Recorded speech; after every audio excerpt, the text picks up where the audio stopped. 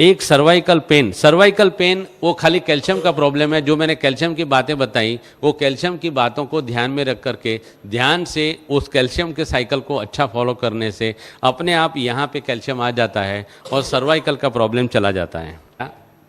कोई भी शरीर में कैल्शियम का लेवल नॉर्मल से जब नीचे होता है तो नींद नहीं आती है। अगर इसके शरीर में नॉर्मल लेवल से ऊपर कैल्शियम हम लाने की कोशिश करें तो अपने आप ठीक हो जाता है। तो कैल्शियम को ऊपर लाने का बहुत ही सिंपल तरीका है।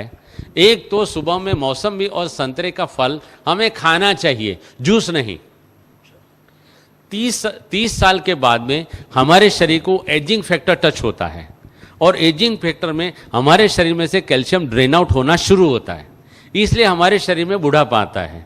इसको अगर हमें रोकना है तो आहार में हमें कैल्शियम तो मिलता ही है, लेकिन क्योंकि हमारा शरीर कैल्शियम को होल्ड नहीं कर पाता है इसलिए ड्रेन आउट हो जाता है।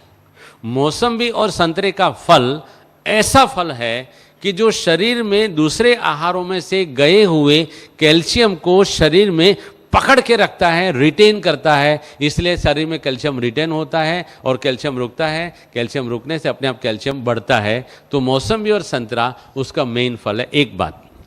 दूसरी बात, भोजन के बाद तिल और जीरा, सफ़ेद तिल और काला तिल आता है और जीरा आता है, इसमें रिच कैल्शियम है। और भोजन के बाद हम एक एक चम्मच तिल और जीरा रोजाना अगर नियम से खाते हैं तो आपको कहाँ भी कैल्शियम ढूंढने जाने की ज़रूरत नहीं है। कच्चा कभी भी ये तेल वाली जो भी चीज़ है अगर भून लिया तो तेल उसका बेकार हो जाता है। ऑन द कॉन्ट्ररी अगर कच्चा तिल आप खाओगे तो आपके हार्ट को फ़ायदा करेगा। अगर सेका हुआ तेल खाओगे, भुना हुआ तेल खाओगे तो आपके हार्ट को वो डैमेज करता है। तो तिल और जीरा भोजन के बाद खाना है। यहाँ ही हमारे लगभग शांतिवन या पांडव भवन से एक भाई साहब मेरे पास आए थे। उनकी 72 ईयर्स की उम्र थी। वो मुझे मिलने आए थे और आकर के मुझे नमस्ते किया था, डॉक्टर साहब आप रियल में डॉक्टर साहब हो। मैंने बोला क्या बात है भाई साहब, उनका नाम मैं सच्ची में भूल गया हूँ। उन्होंने बताया कि मुझे काफ़ी 13-14 सालों से मेरे जोड़ों में दर्द होता था और आपका मैंने कैसेट सुना और कैसेट में आपने करी पत्ता के बारे में बहुत बताया है, तो मैंने रोज का 150 ग्राम करी पत्ता 2 महीने तक खाया।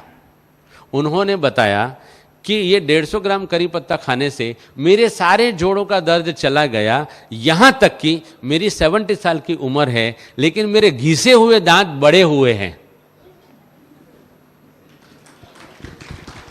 70 साल की उम्र में घिसे हुए दांत बड़े होना माना कि कैल्शियम एडमिनिस्ट्रेशन ठीक होना, माना कि मेरा जो पॉइंट है लाइव कैल्शियम खाएंगे तो शरीर में एब्जॉर्ब होता है। दूसरा एक बेसिक साइंटिफिक पॉइंट है, हम सुबह में 10 बजे से पहले और शाम को 5 बजे के बाद 20 से 25 मिनट अगर धूप में बैठते हैं तो धूप में बैठने से हमारी पैराथायरॉयड ग्लैंड एक्टिव होती है और पैराथायरॉयड ग्लैंड जो हार्मोन शरीर में पैदा करती है और छोड़ती है, उन्हीं हार्मोन से हमारे शरीर में विटामिन डी जनरेट होता है।